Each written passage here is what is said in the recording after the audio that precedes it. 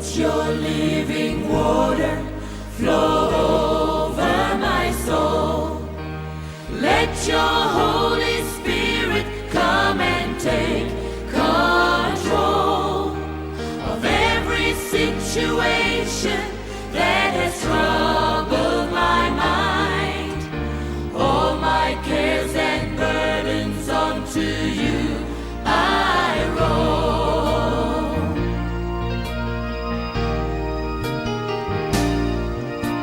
Jesus, Jesus, Jesus. Sing to the Father, Father, Father, Father. Holy sweet Spirit, Spirit, Spirit, Spirit.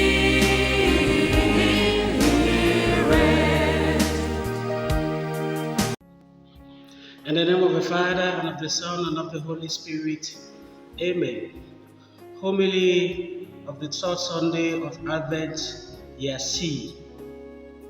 I am your humble servant, Reverend Father Emmanuel Bartholomew Kroma, CSSP, a member of the Congregation of the Holy Spirit, commonly known as Spiritans. Our first reading is taken from Zephaniah chapter 3, verses 14 to 18a. The hope of salvation is celebrated in this final oracle of Zephaniah. In this passage, a thirsty Israelite people eagerly await the good news of salvation, the fact that the Lord is in your midst. You shall not fear evil no more. It echoes twice to the people. See Zephaniah chapter 3 verse 15. And just what the Lord will do is said.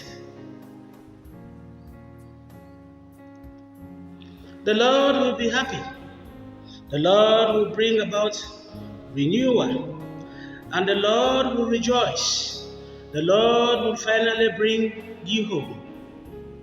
These are words of celebrations during the time when we are waiting for the one, Emmanuel.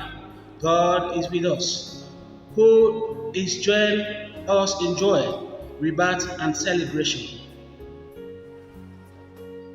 It is worth noting that the call of rejoice by God in this passage is set in disparity to the judgment and desolation that has been previously proclaimed in the earliest chapters of this book.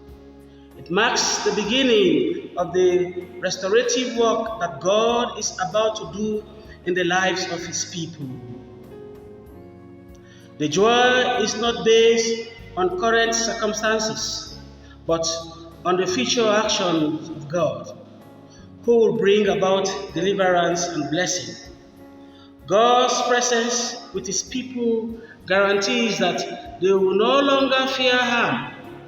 This reading highlights the core theme of divine forgiveness, security, and God's protective kinship. The second reading is from Philippians chapter 4, verses 4 to 7. A welcome reminder to rejoice in the Lord begins this brief passage from St. Paul's letter to the Philippians. Because the Lord is near, we are called to rejoice in the Lord always. Compare Philippians chapter 4, verse 4. In this passage, Paul expresses deep joy and affection for the Philippians, urging them to live lives of unity, humility, and perseverance in faith. My dear people of God, it is important to know that Paul is not simply calling for joy as an emotional response to circumstances, but as a thoughtful act rooted in the believer's relationship with the Lord. To find joy in God's presence His promises, and His works in the world.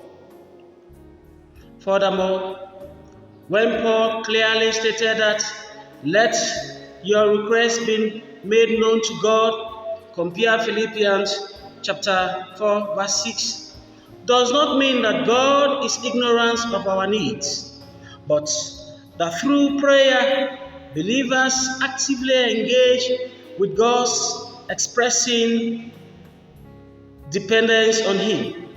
This is an invitation to bring all concern, big and small, before God in prayer. The Gospel is from Luke chapter 3, verses 10 to 18. This pericope contains the account of the preaching of John the Baptist, as well as his exhortation to the crowds who came to him for baptism. This passage offers insight into John's role as the pathfinder of Jesus and his message of justice, his call to repentance, and his announcement that someone greater than he is coming, and we need to prepare the way for the coming of the Messiah, Jesus. It is worth noting that John's role is important because he is a prophetic figure who announces the arrival of the kingdom of God and the ministry of Jesus. The crowd's question, "What should we do then?" Compare Luke chapter 3, verse 14. Is a natural one after John's preaching of repentance. It indicates that the people recognize their need for a change in behavior and are looking for a practical guidance on how to live in light of his repentance. Finally, this gospel pointed out that the peace of God is made available in Christ Jesus. It is only through a relationship with Christ that believers can access this peace. Christ is the source, and his redemptive work on the cross makes peace with God and peace in life possible. Application of the readings in our today's world. People in today's world undergo many kinds of hardships, such as issues with society, personal loss, and even world natural disasters. Zephaniah's message of hope and renewal serves as a reminder that rebirth is always possible. In addition to countries that are struggling with conflicts, economic depressions, or even natural disasters, this can also apply to individuals confronting challenging personal situations such as emotional troubles, financial difficulties, and health issues. In the same way that God promises to restore Israel, He gives everyone hope that healing and a new beginning are possible, and it reminds those who feel hopeless or oppressed that restoration is attainable through divine intervention. Furthermore, in our today's world, we are people faced with a multitude of burdens such as financial struggle, mental health challenges, societal divides, and personal misfortune. The idea of rejoicing might seem in the midst of contradicting hardship. The idea of rejoicing might seem in the midst of contradictory hardship. Yet, Paul's command is to rejoice in the Lord, not necessarily the circumstances, but in God's sovereignty, goodness, and presence. Also, Those verses provided guidance for finding stability and peace, and amidst the turbulence of the modern world, this promise of God's peace can seem unusual.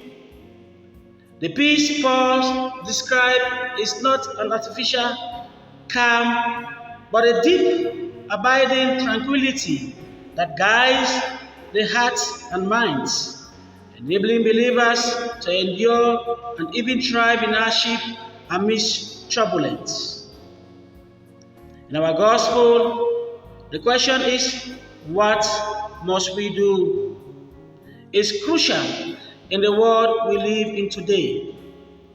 We need to first recognize that we are already gifted and have been baptized in fire and the Holy Spirit. We are to allow the fire and the Holy Spirit to work within us. The darkness of Advent is to allow the image of Christ to grow within us. What are we supposed to do?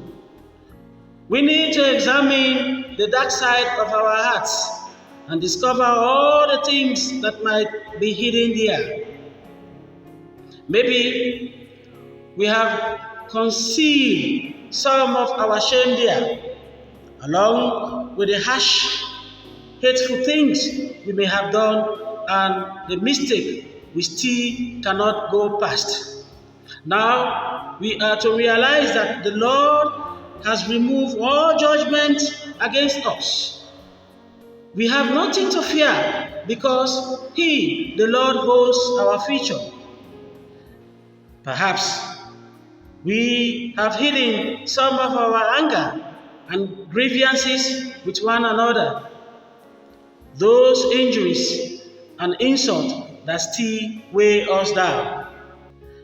During this Advent, my dear people of God, we can dissolve them and let go of sadness in the Lord and ask Him to give us peace, hope, and joy.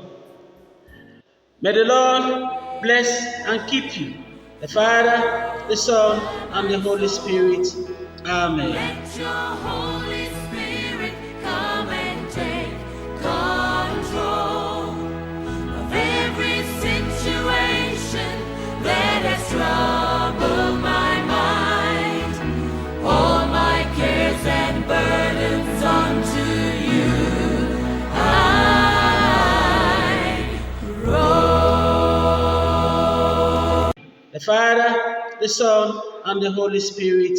Amen.